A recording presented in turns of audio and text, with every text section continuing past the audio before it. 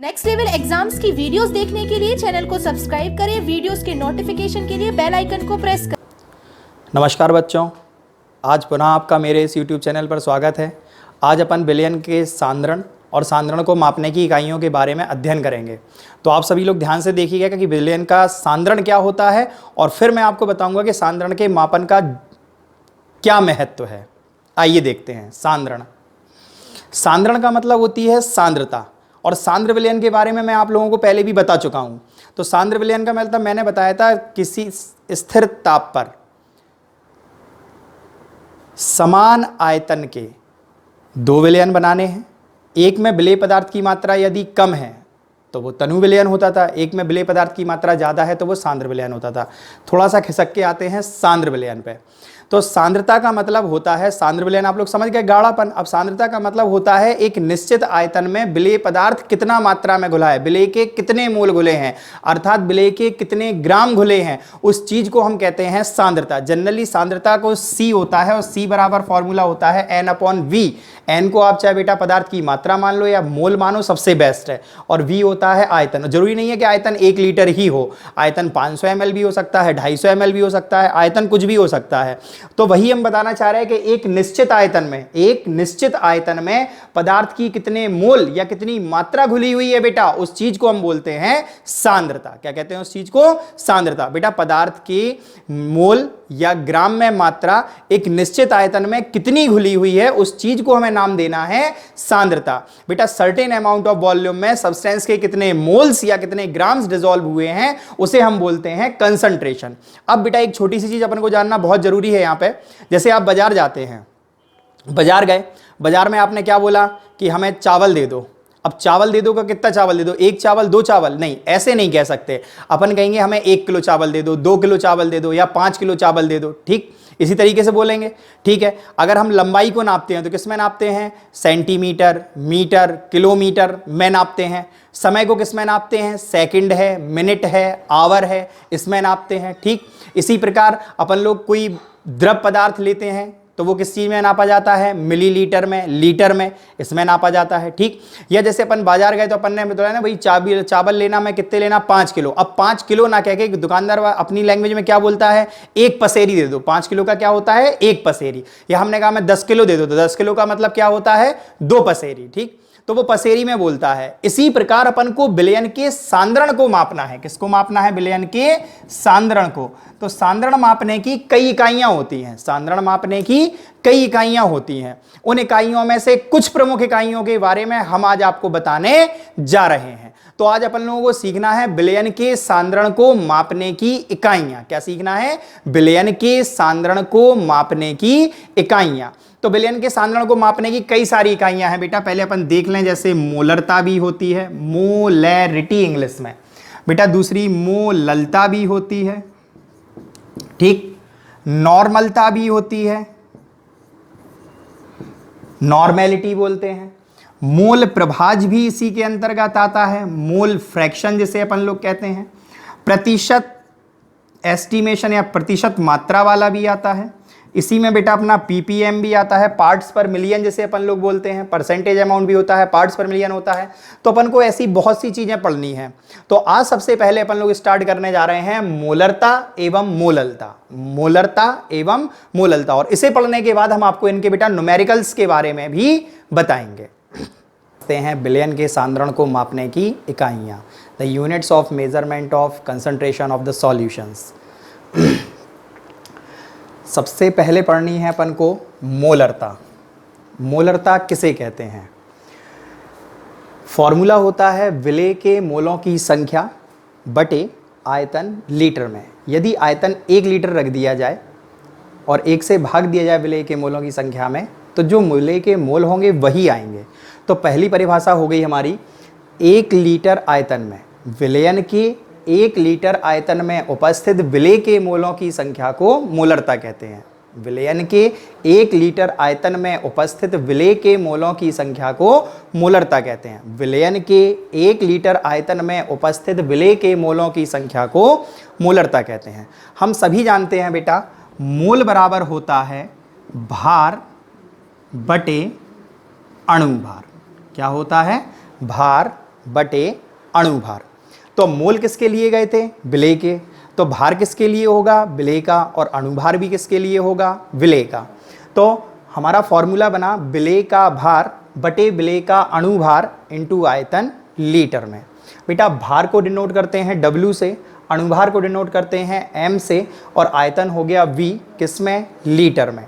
तो हमारा formula finally बन जाएगा मोलरता के लिए W/M इंटू V, और इसका मात्रक क्या होगा? मोल। मोल स्वयं एक मात्रक है जो कि पदार्थ की मात्रा का मात्रक होता है। रासायनिक अभिक्रियाओं में पदार्थ को मोल के रूप में लिया जाता है, तो इसका मात्रक होगा मोल। और आयतन का मात्रक क्या होता है? लीटर। तो बेटा मात्रक आएगा मोल प्रति लीटर, या लीटर को ऊपर ले जाएंगे तो हो जाएगा मोल लीटर इनवर्स। समझ में आया? एक बार फिर देखते हैं। 1 लीटर आयतन में विलयन के 1 लीटर आयतन में उपस्थित विलेय के मोलों की संख्या को मोलरता कहते हैं। बेटा फॉर्मूला होता है विलेय के मोलों की संख्या बटे आयतन लीटर में। बेटा मोल बराबर जानते हैं भार बटे अणुभार, तो हो जाएगा विलेय का भार बटे विलेय का अणुभार इंटू आयतन लीटर में। भार यानी W, अणुभार यानी M, और आयतन यानी V। कल हमने आप लोगों को 2 चीज़ें बहुत अच्छे से समझाई थी कि विलयन के 2 अवयव होते हैं, विलेय एवं विलायक। तो ये ध्यान रखिएगा, छोटा शब्द छोटी मात्रा और बड़ा शब्द बड़ी मात्रा, इसी पे मैंने समझाया था।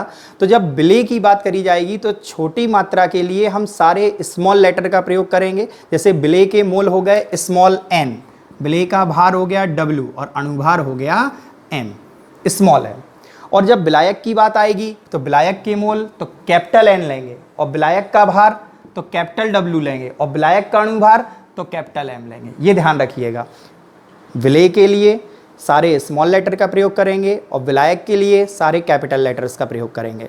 आइए इंग्लिश में समझते हैं। Moles of solute present in 1 liter volume of solution is known as the molarity. The moles of solute present in 1 liter volume of solution is known as the molarity. बेटा मोल बराबर होता है weight upon molecular weight, तो formula बन जाएगा weight of solute upon molecular weight of solute into volume in liter. बेटा weight को denote करा W से, molecular weight को small m से, और वॉल्यूम को V से। V का में लीटर में, तो इसकी यूनिट हो जाएगी मोल पर लीटर। आइए कुछ नया सीखते हैं। यदि आता है मोलर विलयन, इसका तात्पर्य है कि उसकी मोलरता 1 है। हमने कहा पेंटामोलर विलयन मतलब मोलरता 5 है। हमने कहा पेंटीमोलर विलयन मतलब मोलरता 1/5 है। हमने कहा डेकामोलर विलयन मतलब मोलरता 10 है। हमने कहा डेसी मोलर विलयन तो नॉर्मल मोलरता 1/10 है। इसका मतलब समझ गए। जैसे हमने कहा हेक्सामोलर विलयन मतलब मोलरता 6 है। हमने बोला हेक्सीमोलर विलयन मतलब मोलरता 1/6 है। आया समझ में या नहीं आया? हमने कहा मोलर विलयन मतलब मोलरता 1 है। हमने कहा सेमी मोलर विलयन मतलब मोलरता 1/2। सेमी का मतलब होता है आधा। आप लोगों ने पढ़ा होगा स्फेयर और सेमी स्फेयर। स्फेयर मतलब इसका तात्पर्य होता है सेमी का आधा, तो इसकी मोलरता 1/2 हो जाएगी। ठीक, इसी के बाद अपन दूसरे नंबर पर पढ़ते हैं मोललता। दूसरी मात्रक है मोललता, मोलेलिटी। बेटा केवल एक छोटा सा चेंज करना है। जो आयतन अभी तक अपन लीटर में ले रहे थे वो आयतन हमें भार के रूप में अर्थात किलोग्राम के रूप में लेना है। किस में लेना है? किलोग्राम के रूप में लेना है। तो समझेंगे ध्यान से। तो जहाँ लीटर है वहाँ आप केजी कर दीजिए, जहाँ जहाँ लीटर में वहाँ वहाँ आप केजी कर दीजिए। तो यूनिट भी मोल पर केजी या मोल केजी इन्वर्स हो जाएगी। बेटा यहाँ भी सुने, जो वॉल्यूम लीटर में था वो आपको केजी में कर देना है केवल। बाकी सेम डेफिनेशन है और बाकी सेम फॉर्मूला है। बस आपको छोटी सी चीज़ याद रखनी है कि इसके लिए अपन लोगों को केजी किलोग्राम वर्ड का यूज़ करना है। तो ध्यान से सुनिएगा। विलयन के 1 किलोग्राम आयतन में उपस्थित विलेय के मोलों की संख्या को मोललता कहते हैं। विलयन के 1 किलोग्राम आयतन में उपस्थित विलेय के मोलों की संख्या को मोललता कहते हैं। विलयन के 1 किलोग्राम आयतन में उपस्थित विलेय के मोलों की संख्या को मोललता कहते हैं। बेटा वही सेम कहानी, मोल बराबर भार बटे अणुभार होता है, तो मात्रा फॉर्मूला आ जाएगा विलेय का भार बटे विलेय का अणुभार इनटू आयतन केजी में। भार यानी स्मॉल w, अणुभार यानी स्मॉल m। स्मॉल वर्ड क्यों यूज कर रहे हैं? क्योंकि यहाँ विलेय की बात चल रही है, छोटी मात्रा की बात चल रही है। आयतन केजी में, तो इसका मात्रक हो जाएगा मोल पर केजी या मोल केजी इनवर्स। बेटा इंग्लिश में भी देख लेते हैं एक बार। The moles of solute present in 1 kilogram volume of solution is known as the molality. The moles of solute present in 1 kilogram volume of solution is known as the molality. Same वही formula हो जाएगा, weight of solution upon molecular weight of solution into volume in kg। तो m बराबर formula हो जाएगा हमारा w upon m into v इन kg, और unit हो जाएगी मोल पर kg या मोल kg इनवर्स। सेम वही कहानी इसमें करनी है। हमने बोला कि सॉल्यूशन की मोललता 5 है, मतलब pentamolal solution 5, pentimolal solution 1/5, decamolal solution 10, decimolal solution 1/10, hexamolal solution मतलब 6, हेक्सीमोलर सॉल्यूशन मतलब 1/6। हमने बोला मोलल सॉल्यूशन मतलब मोललता 1, हमने बोला सेमी मोलल सॉल्यूशन मतलब मोललता 1/2 यानी। आइए बच्चों, तो अब अपन लोग देखते हैं मोलरता के सवाल, न्यूमेरिकल्स देखते हैं कुछ। तो मोलरता बराबर मैं आप लोगों को फॉर्मूला पहले ही पढ़ा चुका हूं। मोलरता बराबर फॉर्मूला होता है W upon M into V in litre. एक चीज मैं छोटी सी आप लोगों को बताना चाहता हूं कि आप लोग ये जाने, मोलरता बेटा ताप पर निर्भर करती है। किस पर निर्भर करती है? ताप पर। अब किस प्रकार निर्भर करती है, तो हम आपको पहले बेसिक से सिखाएंगे। आप जानते हैं बेटा, जैसे यदि आप दूध को उबाल रहे हैं गैस पे, ठीक, जब आप दूध को उबाल रहे हैं तो जब ताप ज़्यादा होगा तो दूध उफनने लगेगा, मतलब दूध का आयतन क्या होता है? बढ़ता है। तो आप यही जाने कि आयतन जो है वो ताप के समानुपाती होता है। आयतन जो है वो ताप के समानुपाती होता है, ठीक। यदि ताप बढ़ेगा तो आयतन भी बढ़ेगा। सीधी बात, ताप बढ़ाएंगे आप बेटा तो आयतन भी क्या होगा? बढ़ेगा, ठीक। और आयतन बढ़ेगा तो मोलरता का मान घटेगा, यानी मोलरता और मोललता दोनों ताप के व्युत्क्रमानुपाती होती हैं। मतलब यदि ताप बढ़ाएंगे तो आयतन बढ़ जाएगा बेटा, आयतन बढ़ जाएगा तो यहां देखो मोलरता और आयतन क्या है? एक दूसरे के व्युत्क्रमानुपाती हैं। मोलरिटी और वॉल्यूम क्या है? एक दूसरे के इनवर्सली प्रोपोर्शनल है बेटा। टेम्परेचर बढ़ाएंगे वॉल्यूम बढ़ेगा, टेम्परेचर बढ़ाएंगे वॉल्यूम बढ़ेगा। अच्छा, यहां देख रहे हो आप मोलरिटी और वॉल्यूम एक दूसरे के इनवर्सली प्रोपोर्शनल है। यदि आप वॉल्यूम को इंक्रीज करोगे तो मोलरिटी डिक्रीज हो जाती है। तो मोलरिटी डिपेंडेंट होती है किस पे? टेम्परेचर पे। कैसे होती है कि टेम्परेचर इंक्रीज होगा तो वॉल्यूम इंक्रीज होगा, वॉल्यूम इंक्रीज होगा तो मोलरिटी डिक्रीज होगी। बेटा जो ताप के समानुपाती होता है आयतन, यदि ताप बढ़ेगा विलयन में तो आयतन बढ़ेगा, आयतन बढ़ेगा, जब विलयन का आयतन बढ़ेगा तो मोलरता का मान लगातार घटेगा। यानी हम ये कह सकते हैं कि जो ताप है वो मोलरता यानी मोलरिटी के व्युत्क्रमानुपाती होता है। बेटा टेम्परेचर मोलरिटी के इनवर्सली प्रोपोर्शनल होता है, ठीक। अब हम आपको न्यूमेरिकल सिखाते हैं इसमें।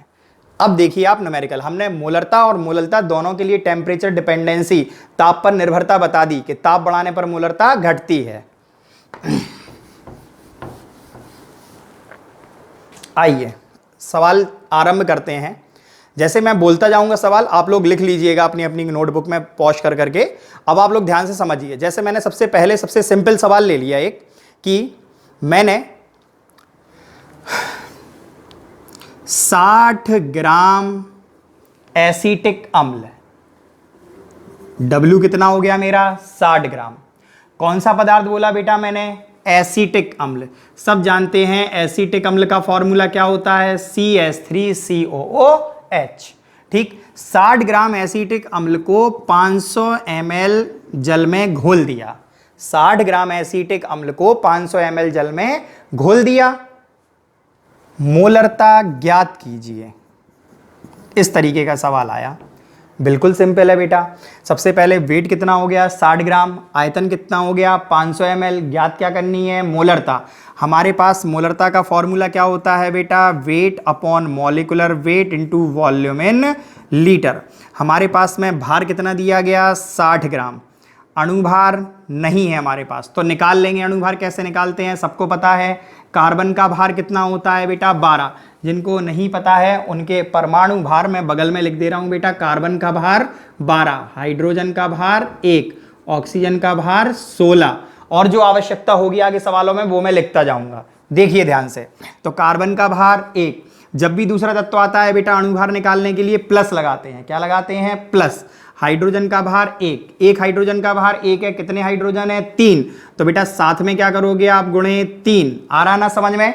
ठीक बेटा, फिर समझो, जब भी पहला तत्व आया हमने उसका भार रखा, प्लस दूसरा तत्व आएगा तो प्लस लगाएंगे। एक हाइड्रोजन का भार 1, कितने हाइड्रोजन है? 3, तो 1 में 3 का गुणा करेंगे, पूरे में नहीं करेंगे, सिर्फ 1 में करेंगे। ठीक है बेटा, फिर कार्बन आया, कार्बन का भार फिर से 12, ऑक्सीजन आया, ऑक्सीजन का भार 16, फिर ऑक्सीजन आया बेटा प्लस लगा के फिर 16, फिर हाइड्रोजन आया प्लस लगा के 1, और आप इसे कैलकुलेट कर लेना बेटा, जो अणुभार आएगा वो आएगा आपका 60। ठीक है, तो मैंने अणुभार कितना रख दिया बेटा यहाँ? 60। भार था मेरा 60, अणुभार भी मैंने कितना रखा? 60। और बेटा आयतन कितना दिया था? 500 ml। कितना दिया था? 500 ml। लेकिन हमें किस में चाहिए? लीटर में। तो बेटा 500 में आप कितने से भाग कर दोगे? 1000 से। बेटा मिलीलीटर को लीटर में बदलने के लिए 1000 से हम भाग कर देंगे। जरा ध्यान से समझिएगा। 60 से 60 कैंसिल, 0 से 0 कैंसिल, 0 से 0 कैंसिल, ये कहाँ पहुंच जाएगा? ऊपर। बेटा 10 कहाँ पहुंच जाएगा? ऊपर। और 5 से 10 कितने बार कट जाएगा? 2 बार। तो 5 दूनी 10। तो आंसर आ गया हमारा 2। और इसका मात्रक क्या होता है? मोल प्रति लीटर। बताइए सवाल समझ में आया या नहीं आया? एक बार फिर देखते हैं सवाल को, ध्यान समझना बेटा।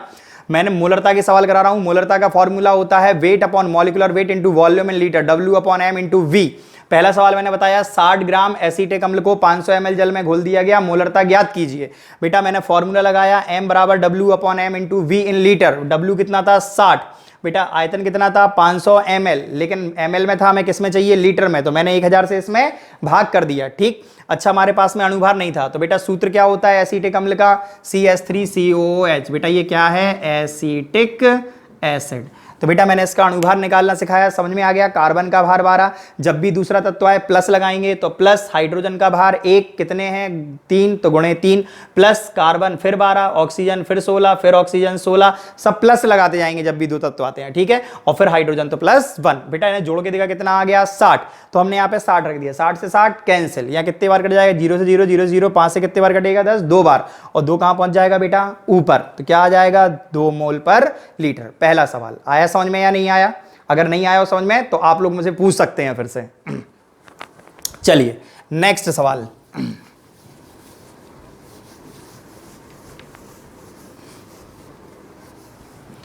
जैसे बेटा मैंने बोला कि 120 ग्राम यूरिया को W कितना दिया गया? 120 ग्राम।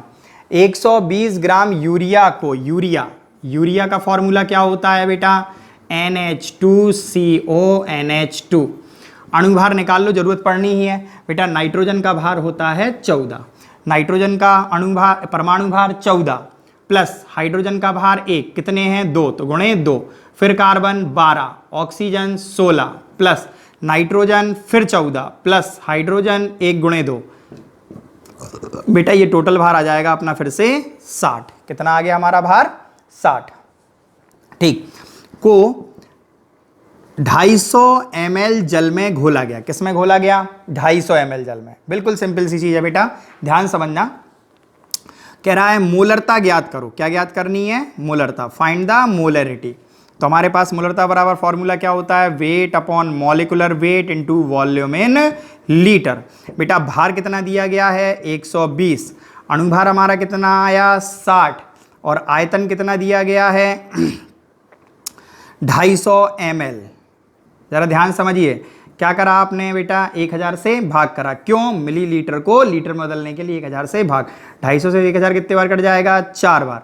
ये 4 कहाँ पहुंचेगा? ऊपर। बेटा 60 से 20 कितने बार कट जाएगा? 2 बार। और ऊपर पहुंच के 4 दूनी 8, तो आंसर आ जाएगा 8 मोल प्रति लीटर। मात्रक जरूर लिखना है, बिना मात्रक के सवाल अधूरा है और आपको नंबर नहीं मिलेंगे। बिना मात्रक के आंसर नहीं माना जाता है सही, आपको मात्रक लिखना ही होगा बेटा। कोई दिक्कत इस सवाल में? लास्ट बार फिर समझो इसे। 120 ग्राम यूरिया का हमने अणुभार निकाल लिया, 60 आ गया। कैसे निकाला वो मैं सिखा चुका हूं, ना हो तो वीडियो बैक करके आप फिर से देखें। ठीक, अच्छा, वॉल्यूम कितना दिया गया है 250 ml, ठीक है। 250 ml का मतलब 250 ml है, लेकिन लीटर में बदलने के लिए हम 1000 से भाग करेंगे। ज्ञात क्या करना है बेटा, मोलरता। फॉर्मूला क्या होता है, मोलरता बराबर भार बटे अणुभार इंटू आयतन लीटर में। भार कितना दिया गया था 120, अणुभार कितना दिया गया था बेटा 60, दिया नहीं गया था मतलब निकाला अपन ने, कितना निकाला बेटा 60, और अपन को आयतन कितना दिया गया 250 ml, और अपन ने मिलीलीटर को किसमें बदला, लीटर में। क्या करा, 1000 से डिवाइड कर दिया। अब बेटा अपन ने से डिवाइड करा तो कितना आया 4, 4 कहां पहुंचेगा ऊपर, 60 से 120 कितने बार कटेगा, 2 बार, 4 दूनी 8। आंसर क्या हो जाएगा हमारा 8 मोल पर लीटर। समझ में आ रहा ना कि नहीं आ रहा, ठीक है। नेक्स्ट,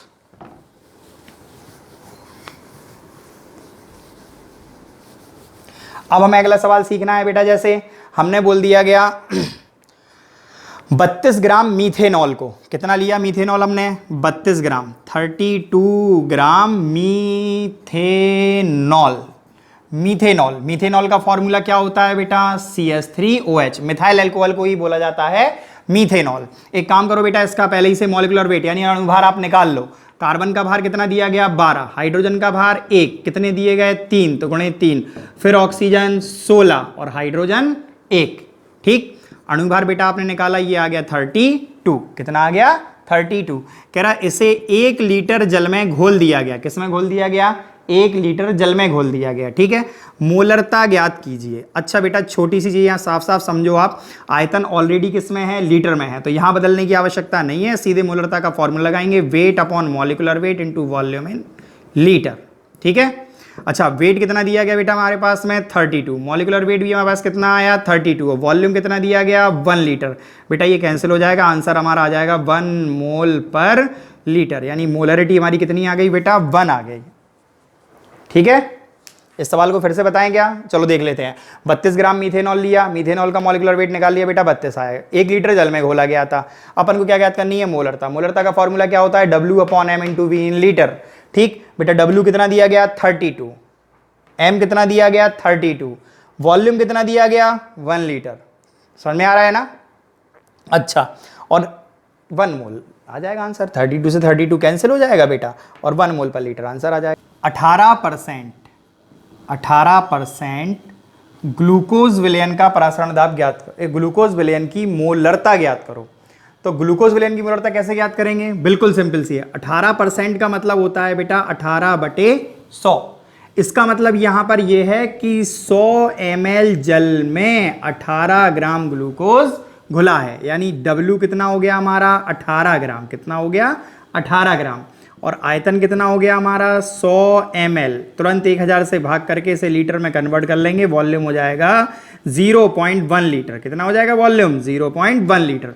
अच्छा, पदार्थ क्या बोल रहा बेटा, ग्लूकोज। ग्लूकोज का फॉर्मूला क्या होता है C6H12O6। मॉलिक्यूलर वेट अणुभार निकाल लो, हम बता चुके हैं, कार्बन का भार 12, हाइड्रोजन का 1, ऑक्सीजन का 16, और आगे आवश्यकता पड़ेगी तो वो बाद में। कार्बन का भार 12, कितने हैं गुणा 6, तो गुणे 6। हाइड्रोजन का भार 1, कितने हैं 12, तो गुणे 12। ऑक्सीजन का भार 16, कितने हैं 6, तो गुणे 6। और ये कितना हो जाएगा हमारा अणुभार बेटा, आप कैलकुलेट कर लेना, 180 आएगा। कितना आएगा 180। हमें क्या निकालनी है, मोलरता। मोलरता का फॉर्मूला पहले ही पढ़ चुके हैं, W/m × V इन लीटर। W कितना दिया गया हमारा 18 ग्राम, अणुभार कितना आया था 180, और आयतन कितना है बेटा 0.1 या 0.1। बेटा पॉइंट हटाएंगे 0 बढ़ जाएगा, 180 से 180 कैंसिल, आंसर आ जाएगा 1 मोल पर लीटर। क्या आ गया आंसर हमारा 1 मोल पर लीटर। एक बार फिर समझो, सवाल है 18% ग्लूकोज विलयन की मोलरता ज्ञात करो, मोलरता ज्ञात करो, ठीक है। मोलैरिटी फाइंड करनी है हमें, ठीक है। तो क्या होगा 18% का मतलब क्या होता है बेटा 18/100। 18/100 का मतलब हो गया कि 100 ml जल में 18 ग्राम ग्लूकोज घुला है, यानी W कितना हो गया 18 ग्राम, और आयतन कितना हो गया 100 ml।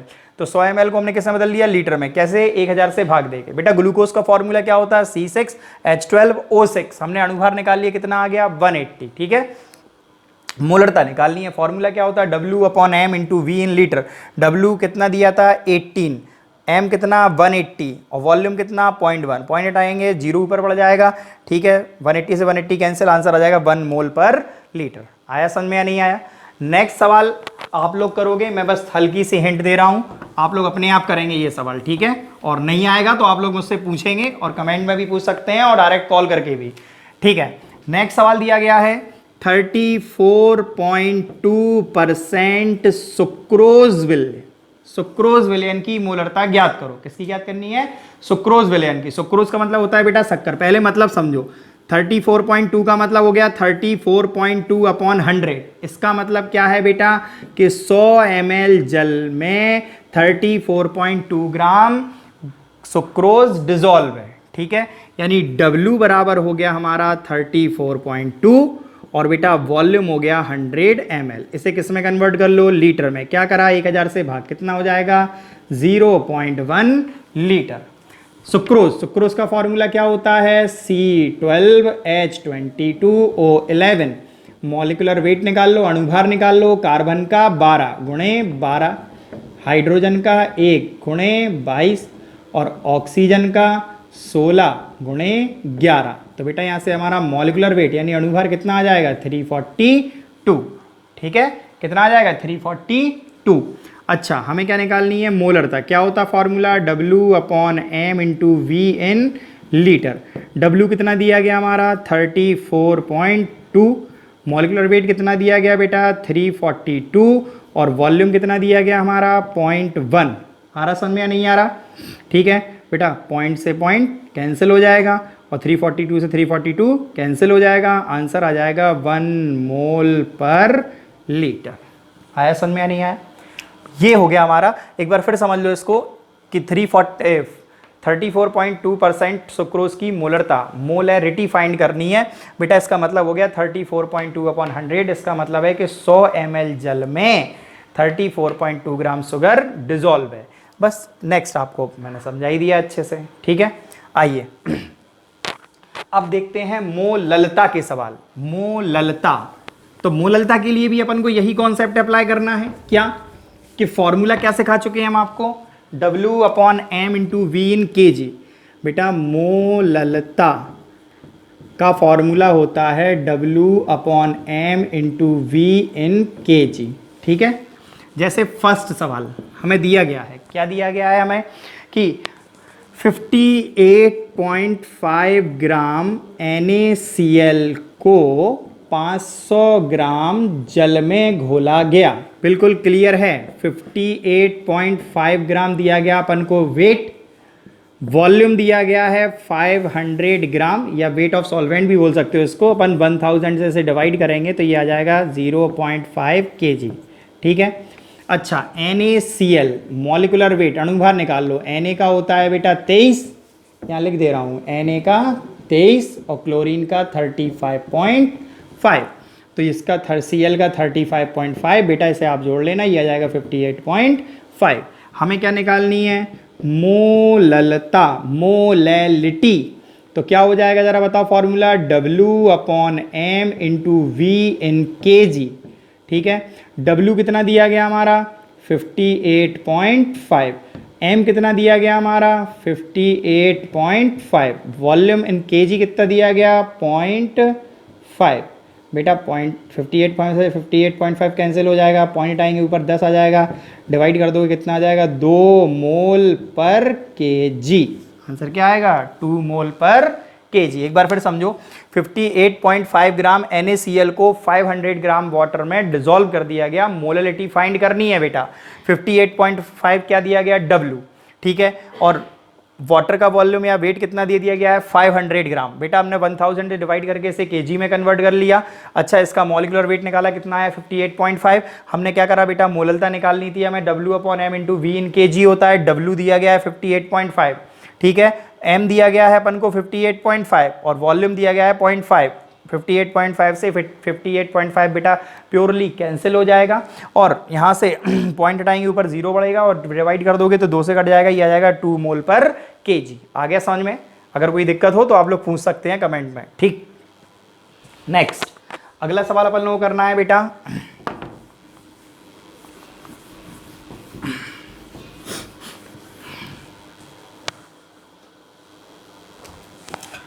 (98 ग्राम H2SO4 को 250 ग्राम वाटर में डिज़ोल्व करा गया, जल में घोला गया। ठीक है, बिल्कुल सिंपल सी बात है बेटा। W कितना दिया गया? 98 ग्राम। ठीक है, पदार्थ कौन सा, सब्सटेंस कौन सा है? H2SO4 निकालो, 1 गुणे 2। सल्फ़र का 32 होता है बेटा, सल्फ़र का होता है 32 32। ऑक्सीजन का 16, कितने हैं? 4, तो गुणे 4 बेटा, ये आ जाएगा 98। ठीक है, कितना आएगा? 98। अच्छा, वॉल्यूम या वेट ऑफ सॉल्वेंट कितना दिया गया है? 250 ग्राम। इसमें 1000 से डिवाइड कर लेंगे बेटा, ये आ जाएगा 0.25 ग्राम या 0.25 ग्राम। क्या निकालनी है हमें बेटा? इसकी मोललता। मोललता बराबर फॉर्मूला में पढ़ा चुका हूँ, पर क्या होता है? W/m × V in kg। ठीक है, अच्छा W कितना दिया गया हमें? 98। M कितना दिया गया? 98। और ये कितना आया? वॉल्यूम 0.25। ठीक है, 98 से 98 कैंसिल, पॉइंट आएंगे ऊपर, 2 0 बढ़ जाएंगे बेटा, 25 चौको 100, ये आ जाएगा 4 मोल पर लीटर। आया समझ में कि नहीं आया बेटा? एक बार फिर समझ लो इस सवाल को ध्यान से। 98 ग्राम H2SO4 को 250 ग्राम वाटर में डिसॉल्व किया गया, हमें मोललता ज्ञात करनी है, मोलैलिटी फाइंड करनी है। ठीक है, वेट कितना दिया गया? 98 ग्राम। वेट ऑफ सॉल्वेंट या विलायक का भार कितना दे दिया गया? 250 ग्राम। ठीक है, हमने क्या करा? इसे 1000 से डिवाइड करके किस में कन्वर्ट कर लिया बेटा? किलोग्राम में। किस में कन्वर्ट कर लिया? किलोग्राम में। और H2SO4 का मॉलिक्यूलर वेट निकाल लिया, कितना आया? 98। हमारे पास मोलैलिटी का फॉर्मूला क्या होता है? W/m × V in kg। ठीक, तो बेटा हमने W रखा 98, M रखा 98 और यहाँ पे क्या रखा? वॉल्यूम की जगह 0.25। 98 से 98 कैंसिल होगा, पॉइंट आएंगे ऊपर, 100 आएगा, 25 से 100 बेटा 4 बार कट जाएगा, आंसर आ जाएगा 4 मोल पर केजी। 4 मोल पर केजी। आया समझ में या नहीं आया? कोई दिक्कत तो नहीं? जो भी दिक्कत हो तो आप लोग पूछ सकते हैं। मेरे इस वीडियो, आप लोगों को ये वीडियो कैसा लगा आप लोग कमेंट करके ज़रूर बताएं और इसे अधिक से अधिक शेयर करें ताकि ज़्यादा से ज़्यादा बच्चे बेटा इसे देख पाएँ और अपनी पढ़ाई सुचारू रूप से चालू रख पाएँ। धन्यवाद।